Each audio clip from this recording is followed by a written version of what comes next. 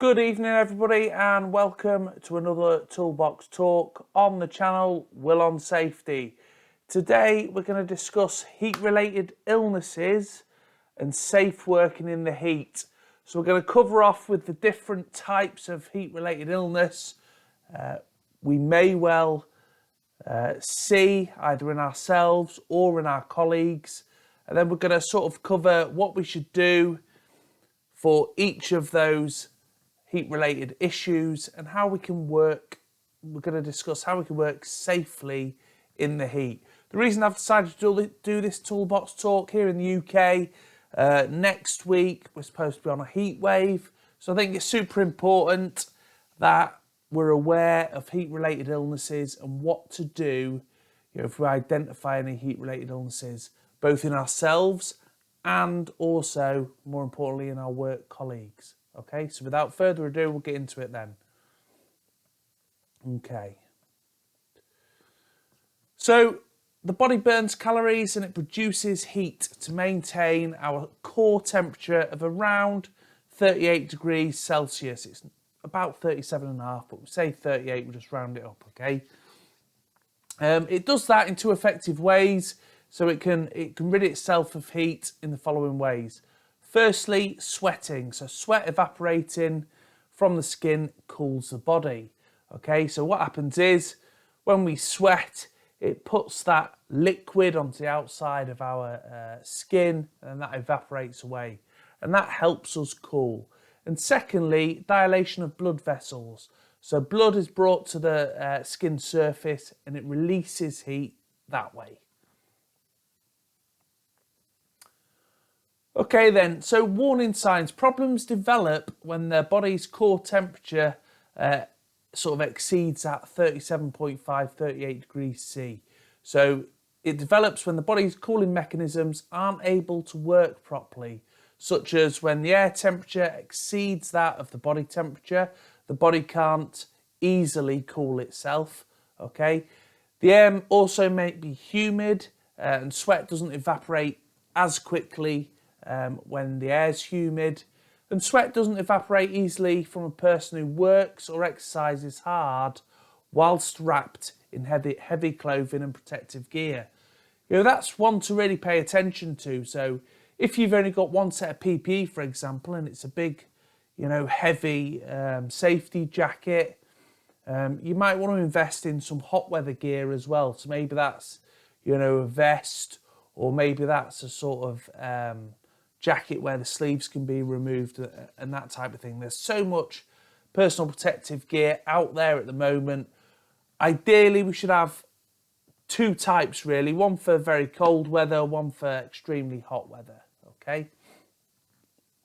Heat-related illness is a concern in any weather. It doesn't necessarily have to be super hot outside. You could be working in an enclosed space. Obviously, if you've got big bulky equipment on, that's going to cause your core body temperature to raise as well.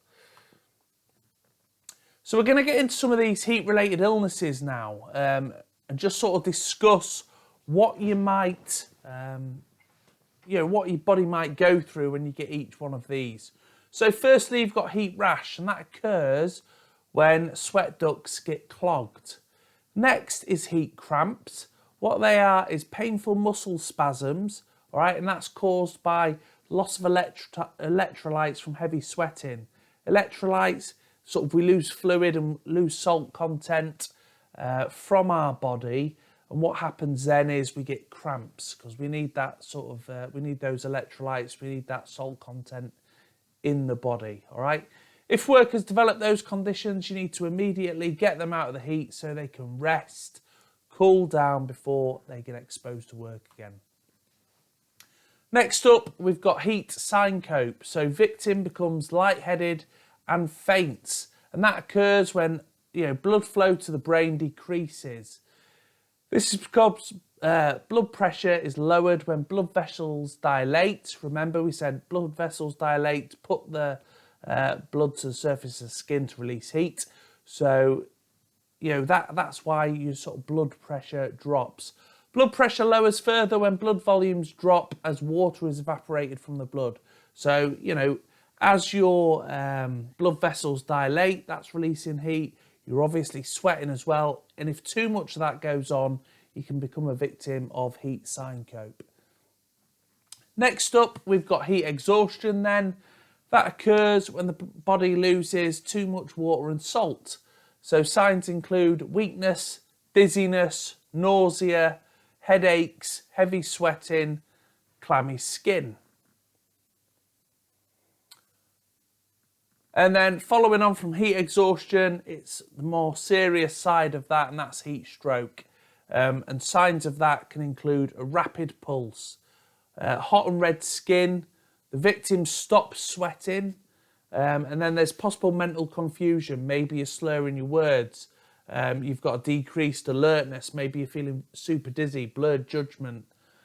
Heat stroke can be extremely serious and leads to brain damage or even death if it's not treated promptly and properly, all right? So what do we need to do then if we identify any of these heat-related issues? Well, we need to recognise what it is. We need to evaluate sort of how severe that ailment is, and we need to act on that. So know how to recognise a victim of heat-related illness, evaluate all the symptoms, and then take action. So when it comes to heat cramps, have the worker sip water or a sports drink, right? They say a sports drink because they're normally sort of isotonic.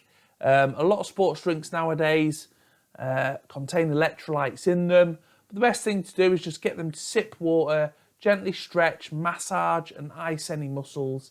Seek medical attention if the worker has heart problems or if the cramps don't get any better within the hour. All right. Keep it to water or a sports drink. Don't give them things like Monster. Don't give carbonated drinks. Don't give them tea and coffee. They're diuretics.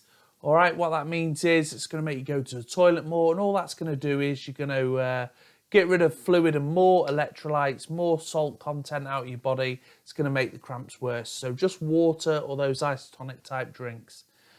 Next up then, we've got heat syncope.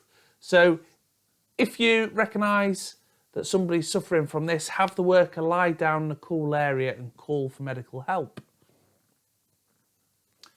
Heat exhaustion's next then. We need to be laying the worker down on his or her back in a cool area, call for medical assistance, remove excess layers of clothing. If they've got a big jacket on, get it off. You know, if they're sort of layered up, you know, start removing some of those layers to help cool them down. Give them a sports drink or water. Remember what we said, just water or an isotonic sports drink, not things like Coca-Cola, other carbonated drinks, teas, coffees, etc. Stick to water, stick to sports drink. All right, just give them it, make sure they don't gulp it, get them little and often, nice sips. If the worker does vomit though, don't give them anything else to drink. And cool the worker with a cloth, water spray or wet clothes and a fan. All right. You can get the old squirty bottles. You know, if you've got some water in that, just keep spraying them down. Just keep them nice and cool. Heat stroke then. Heat stroke is the most serious of all heat-related illnesses. What you need to do is call 999 immediately. Whilst you wait for the help to arrive, immediately call the victim by any means at hand. Okay? If they're suffering from heat stroke, don't just go dump them in a freezing cold bath or shower. All right? You don't know if they're suffering from sort of any underlying heart conditions or anything else. Just cool them, water sprays, fans, all that type of stuff. You've got an air-conditioned cabin, get them in there. But plenty of water on them. You know, the old cooling neckties and all that type of stuff. Just start to gently cool them down, all right? Alternatively, move the worker to a cool place, remove any clothing, down to the underwear, and apply ice packs to the neck, armpits and groin. I'd probably use just like a wet cloth that's wrung out. You know, you don't want them absolutely soaking, and you don't want to cause too much shock initially, all right? So wet cloth, wring it out, use fans and stuff, and just get them nice and cool. You can cover the worker with wet towels or clothes, or spray him or her with cool water. But again, make sure if you are going to use sort of wet towels and stuff, wring them out. You just want the cooling effect. You don't want them to be soaked. All right. We need to catch it early, so awareness is vital, all right? You need to be aware of the different sort of heat illnesses. You also need to be aware of what you need to do for each one. That's why we've just gone through this, through each one just now, all right? So you need to make sure supervisors and workers are on the lookout for warning signs of heat-related illnesses. You should be able to identify these heat-related illnesses in yourself, but also in your work colleagues. And if you are concerned that one of your colleagues is suffering from a heat-related illness, let one of the supervisors or managers know and get them to take action. Remember, folks, safety is everybody's responsibility. There are a couple of preventive measures that we can sort of do, and we'll talk about those now. So eat light. The more calories you take in, the more body heat you produce. The more body heat you produce. So obviously, if you're, in lunch and scranning a big fat boy full English breakfast, you're banging in loads of calories there. Your body is going to create a lot of heat, which is going to raise that internal core temperature. It's producing that heat because it's trying to deal with all the food. So eat light. Also, if you eat too much, what can happen is you get stomach cramps. Well, as we were talking about some of the heat-related illnesses, you get stomach cramps from heat illness as well. So it can mask or it can identify as an issue when there might not be one. So eat light. Even if you eat light and often, that's fine. But don't just like hammer in a big fat boy full English breakfast or dinner or whatever. Number 2 then, drink plenty of fluids before work and throughout the day and avoid caffeine. All right, your body needs to be hydrated before you start work. And remember, we're not saying you should be smashing in 2 litres of water every 2 or 3 hours. It's that thing again, isn't it? Little and often, little sips all the time. Just make sure any sort of fluid you're losing through sweating or anything else, you're just replacing the body with that. A good thing to do is, create your own isotonic type drinks. There's loads and loads of information about how you can do that online. But just even a little bit of salt into a bottle of water and stuff will replace that salt content that you'll be losing from sweating. So remember, drink plenty of fluids before work and throughout the day. Avoid caffeine, like we said, caffeine, carbonated drinks, all that type of stuff. Big cans of Monster, right? They make you go to the loo more, they're diuretics.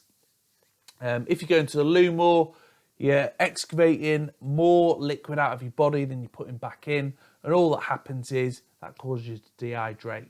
So make sure you're drinking little and often, all the time, just drinking. Next up, wear lightweight and light coloured clothing. Okay, if you're all in black, like you're going to a Kiss concert, black and dark colours absorb the heat a lot more. It's going to be really hot in those types of clothing. That's going to raise your core body temperature. So wear whites, wear light pastel colours if you can, if you don't have to wear a uniform, okay? Also, the weight of the clothing, try and wear that lightweight clothing. If you do have to wear a uniform, it might be worth you speaking to your employer and just saying, have you got like a winter uniform and a summer uniform? Would you be averse to me wearing something a bit lighter? Have that discussion and air those concerns with your employer. Worst case scenario, they can only say no, but it's definitely worth an ask. And finally, wide-brimmed hats protect workers from direct sunlight. Wide-brimmed hats are great because it casts a bit of a shade over your face, over your neck, over your shoulders. All right, it's going to stop you from getting sunburn, firstly, which is great. It'll also keep you cooler. If you haven't got a wide-brimmed hat, use a cap if you're allowed to wear a cap. It's at least going to keep the sun out your eyes. It's going to give you a little bit of shade over your face at least. Or if you wear it backwards, like our colonial cousins do, all right, it's going to keep the sun off your neck, all right? Heat illnesses are the consequence of not recognising the warning signs on the job. Hot conditions don't have to be dangerous. If you watch for the warning signs and get cooperation from workers to prevent heat-related illnesses. All right, so ideally, if we're on the lookout for these heat-related warning signs, heat illness just shouldn't be a thing. You know, as soon as we see somebody that's starting to suffer, we need to take those immediate actions, get them inside, get them cool, and then we shouldn't have any further problems. But that's it, folks, for this week's Toolbox Talk. I hope you've enjoyed this video. If you haven't already, please, please, please hit that subscribe button, give me a like, hit the notification bell. That'll alert you to more updates. I'm trying to do at least 2 updates a week. Okay, by subscribing, what you're doing is you're growing the community. I'm starting to get quite a good community here, and I'd like that to continue. Hit me with your messages, put them in the little message board at the bottom of the video. I try and respond to all messages. If you've got questions, comments, you know, maybe you've got some ideas about what you'd like me to talk about on the next videos, please let me know. You know, I'm more than happy to create content that you want to see. So, you know, contact me, hit me in the DMs. But yeah, that's great. Make sure you subscribe, hit the notification bell, and give me a like, please. That'd be ideal. But until next time, folks, remember, be safe by choice, not by chance. Bye for now.